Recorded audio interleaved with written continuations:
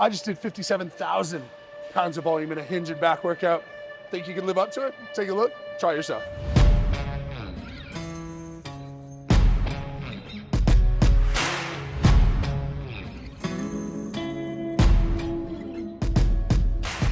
So we're working up to a 3x3 top set.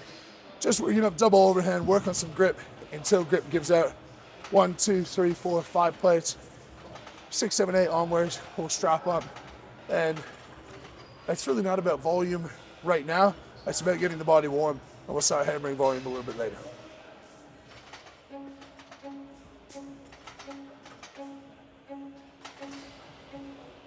So what are you working on with rack pulls? Not extending my knee early. As the bar lifts off, shifting pressure to the heels. If you see, say, a Jamal Brown or deadlift, the bar almost drifts back towards them the whole time. So working on that, when I do it well, it feels like just pop into position. When I don't do it well, that's when you see that action, where it's knees and a big lockout. If I can just keep that nice, tight, smaller lockout, much more efficient that way.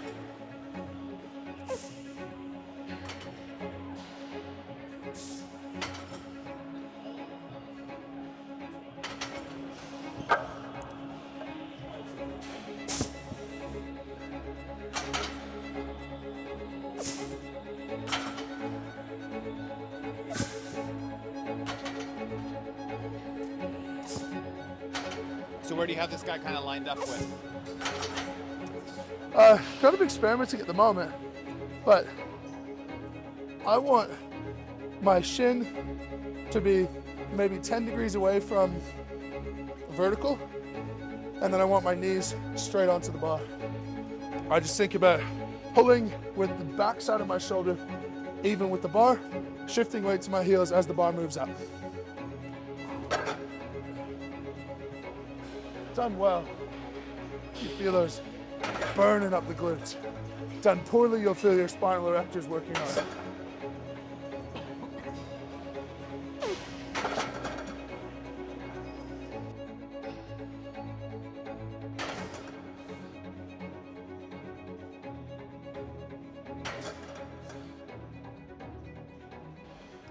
How are those feeling? Good, yeah, really good. I think that's 370 beltless.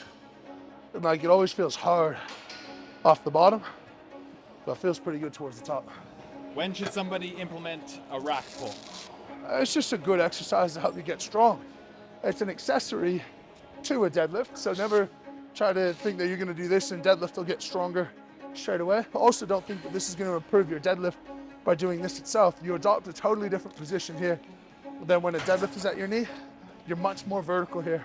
But it's a great position to build the posterior chain, build strength in the posterior chain with reducing the injury risk that can come along with deadlifts from the floor heavy. Right now, I wouldn't want to deadlift heavy from the floor, but this is relatively safe. It takes the stress from sort of there to there and shifts the stress from there to there.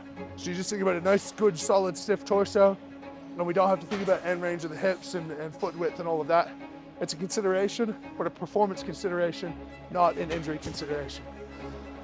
This is always a tough one after the top sit to have the nervous system recover and try and go for a volume set after. So we'll see how it goes. Sometimes this stuff just feels horrible, but we'll battle as best we can.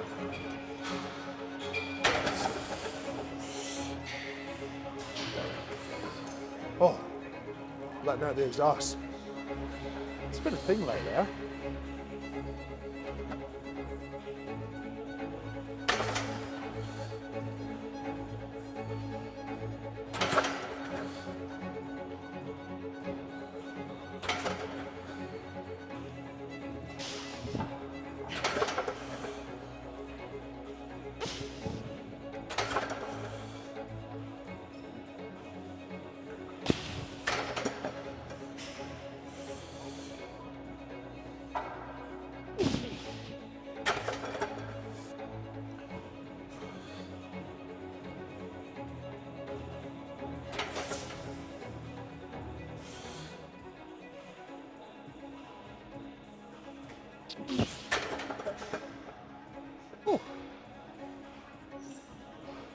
It's crazy because it literally looked on like 2 minutes ago like you had no gas left in the tank. Yeah, And then it moved. just slightly different cue.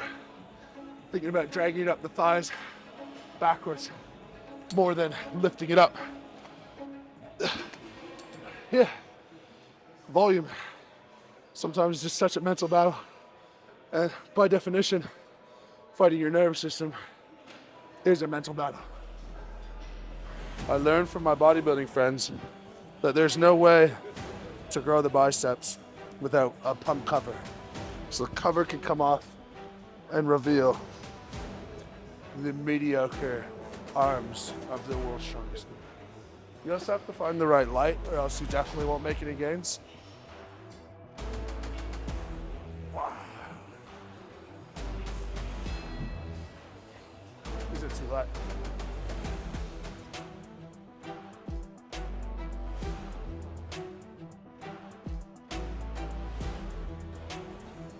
All right, that was the pre-pump before the pump.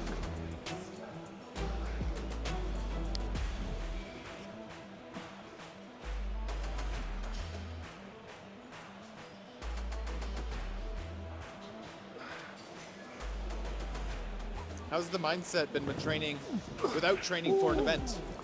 I feel like I am. It's not Arnold's prep. It's not World's prep yet. But this feels like the prep to be in a good spot to start prep. I'm as focused now as I've ever been, to be honest. I was saying, it's another week. Once we get back from OSG, that's when I put my head down and get everything in life in order to be 100%. Doing everything that I'm going to show you guys in the No Stone Unturned series. I'm excited for it. It's going to be really, really difficult, but I pulled 1,020 for a double today from 18 inches, and that's a PB for me, but I don't feel it anywhere near where I could be. So when No Stone is Unturned, I'm excited to see where it takes me. And yeah, I feel excited, I feel motivated, there's no problem.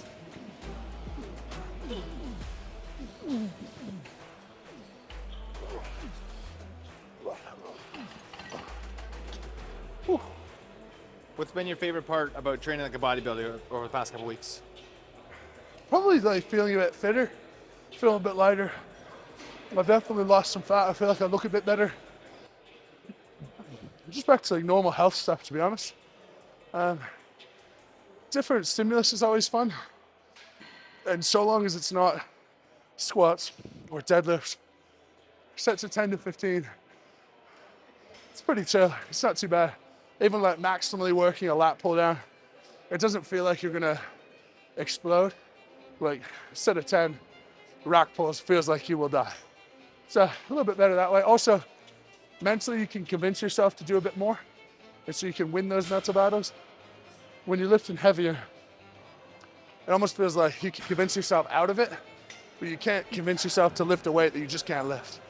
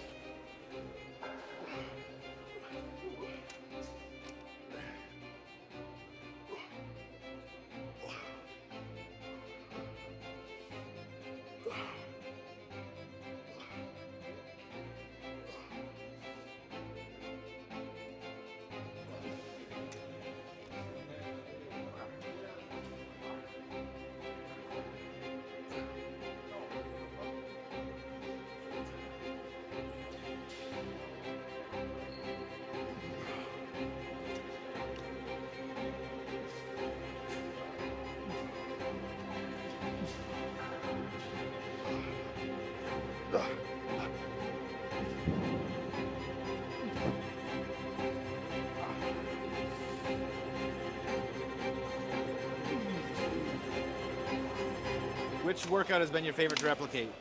We did Arnold's. Ronnie's back day. Johnny Knight's legs. Probably Ronnie's back day. Like just like heavy, grind it out.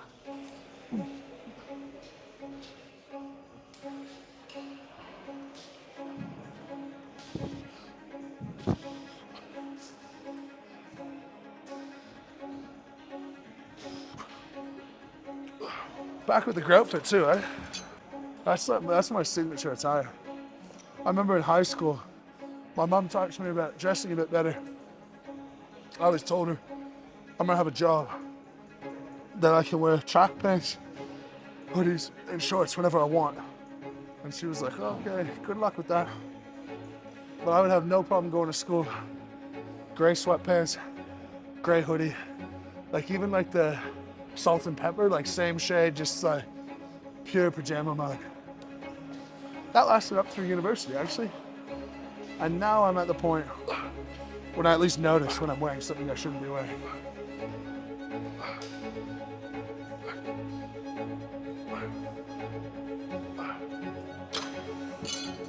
I find it funny, bodybuilding arguments where it's some people will say, if you keep your spine stiff when you do rows, that's the only way you can build muscle.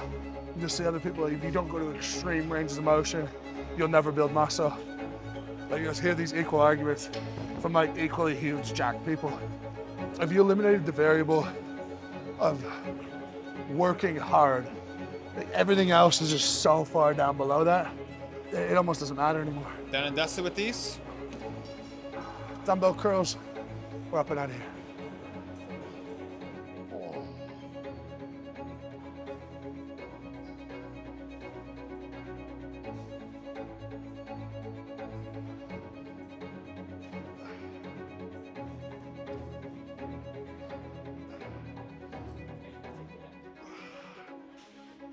Context's really important with these guys. It's certainly not something I would ever use in season if I was looking to build strength. But if I'm looking to stretch the muscle and get a stimulus, I'm looking to drop the weight and get the same results. These guys help me a lot. So for example, I've been feeling some pain in my bicep tendon. Curling 30 pounds feels like nothing at all. I can get the muscle working if I cut off the blood supply in a moderate way and not feel anything on that tendon. Important that these are really tight. I can feel the effect, but they set them at a level so that they don't trap all the blood down in your arm.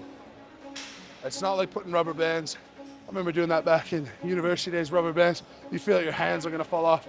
It's not that, it's just adding more challenge, more stimulus with less weight, keeps you safer. It will not get you stronger in and of itself, but it will help build your base to improve your muscular endurance, to improve your work capacity, which in turn will make you stronger. Oh, what do we got? Oh my God. Oh, it's so sore.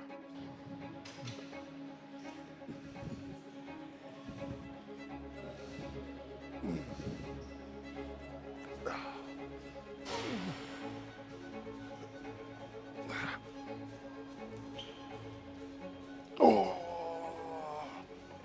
failing on 25 pounds.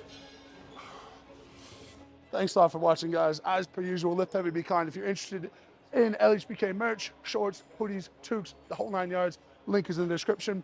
If you want training programs to get yourself stronger, healthier, the best version of yourself, link is in the bio as well. Otherwise, leave a comment, subscribe if you can. If you have nothing else to say, drop a moose dropping, and we'll catch you in the next video.